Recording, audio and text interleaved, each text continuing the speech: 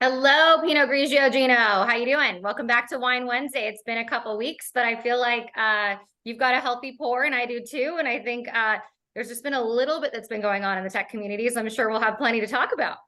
This is rosé. I don't do rosé often, but when I do, it's a serious, serious matter.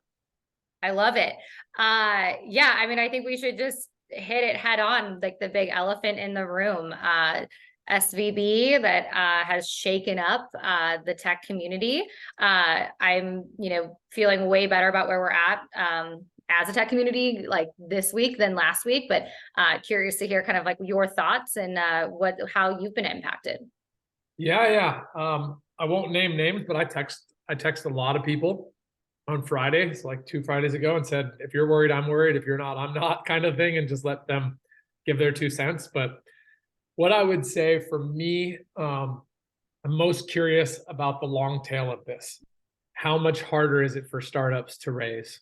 When is the next serious, like when do people get bullish again on tech, like small stage, seed and A's? Or does all the money flow into the amazing behemoths like you that are way less risky, right? You have a repeatable model, you've done it, you're trying to scale it. So if the word's worried, I'll say I'm worried about how this affects the small startup community far more than the middle or behemoth tail, because I almost think if we're being like crazy selfish, because companies like you might be in position to like spread far and wide to a bunch of different items, because there's not going to be that crazy amount of cheap money flowing to interesting ideas and 100 people doing 100 things. It might consolidate to the top. It could. I mean, I was going to say, I don't think there's anything about cheap money that's real. Like all money has its good and bad that comes with it. But you mentioned something about, like in the short term, like I feel like there was a bunch of short-term hysteria that happened. And like, I think it's really important that like this time for all of our startups, small and big, that we keep like level heads and like super even keeled and continue to support one another too. I mean, I think, our round of raising was a really good example of the way that Parker and the rest of the company just like stepped up immediately to be able to help our customers, because the majority of our customers are tech companies. And so like we were all kind of in the same boat, and it was scary to, see for, that short period. But like I said in the very beginning, feeling so much better about where we're at this week. And I think, as an SDR, it can be probably even scarier. I mean, if you're, we've been around the block a little bit. I have sadly seen a couple other banks go down. Like, that's that generational thing that we've seen. Old.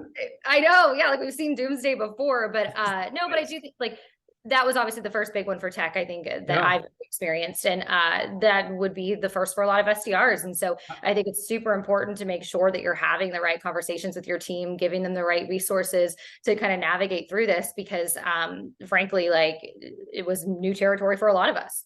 So I want to actually drill in on that. So we're going to ask you 3 questions now. You're on the hot seat. Ah, shit. Okay. So one, it looked like Rippling was bouncing checks last week. I know you weren't.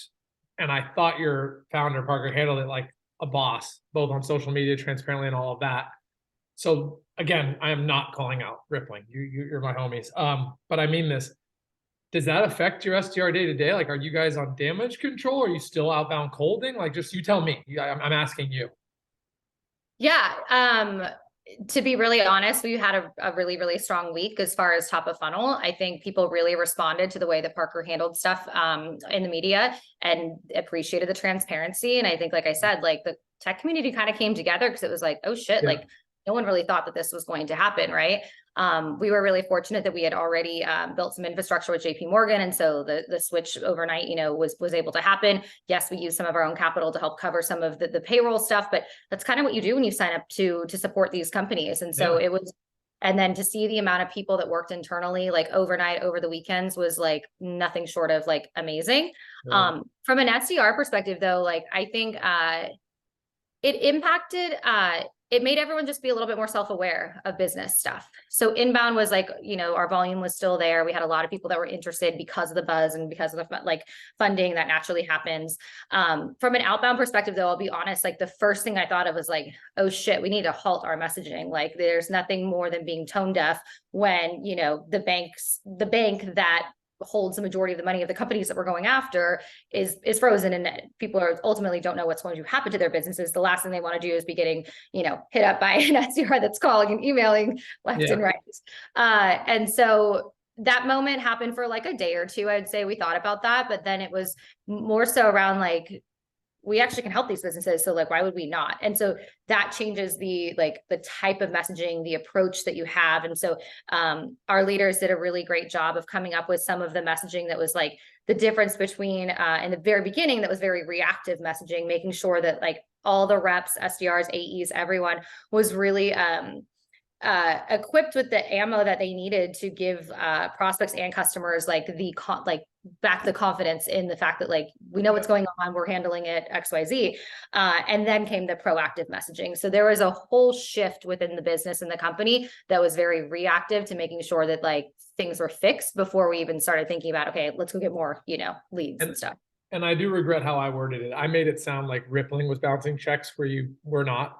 I was saying if someone was on the outside looking in, if Rippling does their payroll and it wasn't going through, they might have blamed Rippling, not the fact that Rippling is the middle between the bank and the client. So I apologize for how I worded that. I just wanted to go back on it. And then adding a second layer, some of the most heated debates I've had, and I want to I'm trying not to air out dirty laundry, but I want to have this conversation. I believe in transparency. I've talked pretty candidly that I think the tech culture is a little soft. And I'm not going to dwell on all that, but I want to talk right here on one thing. I do not think SDRs need to necessarily be as informed on every topic that doesn't affect their day-to-day.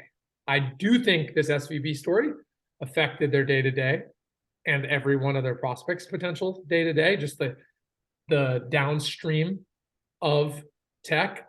But I want your opinion, and again, not shifting off SVB, but just asking like a little bit bigger. Do you share everything that you're told? Like the seats, you sit in different rooms than your SDRs. Are you just an open book, or do you have some filters? I'm an open book in the sense if someone wants to have a conversation with me, like I will tell them exactly how it is. But that again is a very different room than if you are, making an org-wide announcement to 150, 200 people. And so I think timing, the messaging, all those things matter. For this one specifically, it was really important for us to get ammo over to the reps. So like enough to be dangerous, dangerous isn't the right word. I like it. But enough to like be able to get yourself through a conversation, enough to make sure a prospect is comfortable, like moving forward with having a demo. I think where I like to defer though is where the AEs, the managers, account managers are actually having more of those conversations, because odds are they have more of a relationship with the person. And so they're like the trust aspect is there. Less of a transparency thing or knowledge thing at all. It's more, when you're handling such high volume that we do, like you're, setting a demo, moving it over to the AE, like who would you prefer to have that conversation? And so like, that's why I would defer more so for someone on that side.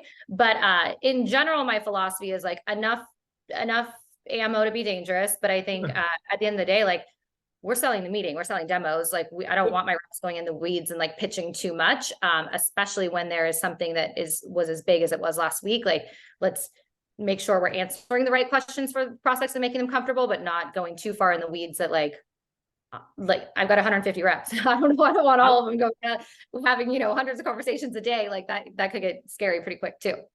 I like the enough to be dangerous. I think it's proper, even though you might not have felt it when you said it. I think it's proper. It's basically enough to cover, but you don't need the full answer. One of my favorite deflections, it's cheesy and it's true, but it gets you out of a lot of situations, is that's a really good question. I'm writing it down. We're going to kick off your demo with that question. And that to me is like this parachute for an underprepared SDR. And I don't mean underprepared because they left they're on their fault. They got a question they've never been asked before or something, and they just got caught off guard. Yeah, I was gonna say, well, I think the prospect would actually appreciate that more, right? my Like instead of God. someone reading off a couple talk track things that have been handed, Yeah. like I'm acknowledging you, I'm hearing you, like I understand this is like impactful to your business. Like I want to make sure you're talking to the right person, getting like the right information. And like that, I think goes back to the whole piece of trust and customers being customer centric, which is like really the, you know, the bow on the package of everything that we've learned in the last week. And honestly, I'm old enough that we didn't have recorded calls before. We didn't have all of that. And I hate my own voice. You hate hearing it, right? I wanted to quit when I first started hearing myself as a newer SDR talking in a loop when I didn't know the answer. And I was not confident enough to say that. I was like, oh my God, I just spent 45 seconds rambling. I sound 100 times stupider than if I said, I don't know. So I hope that's helpful. And then remember, I told you there's 3 questions. So that was 2. Okay. No. So hear me out. So how does this ultimately impact SDRs? And this is what I like at the end of the day, right? Some things are our problems and some aren't. And I don't mean to be this heartless prick, but I'm really good at being a heartless prick. We're not at those big boy tables writing those $20 million checks. We don't get the high upside of those $20 million checks. So I also believe sometimes we don't get the downside either. Can't be, got to be a two-way street. How do you think this affects sales dev as a whole?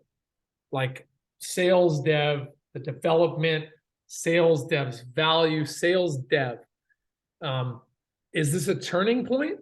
Is this just another curveball in the never changing startup space? So I'm asking you a very broad question. So I'm going to laser in. I know, I'm trying to think of which angle I want to take because I have a few different things that just ran through my mind. But I think the one that sticks out the most is I don't think this is a big curveball or big change.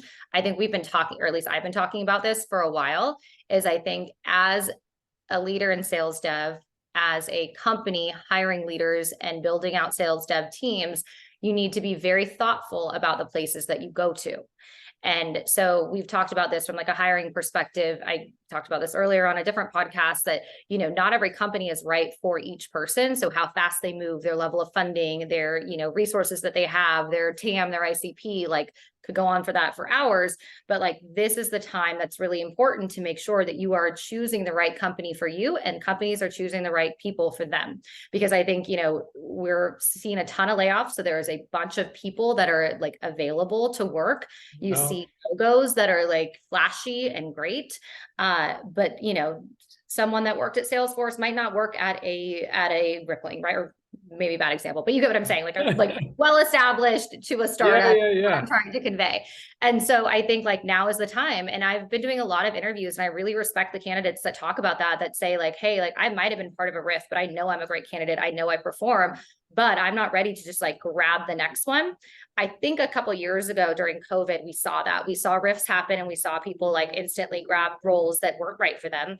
Now they're kind of, taking a step back because really the industry itself has changed. Businesses look at sales teams in a different way. It's now more about, doing more with less. And so making sure you sign up for the right place and making sure that the place signs up for the right person. Yeah, I agree. And if I had to end this call because we're coming up on time here, I think this only doubles down on what you and I said a couple weeks back.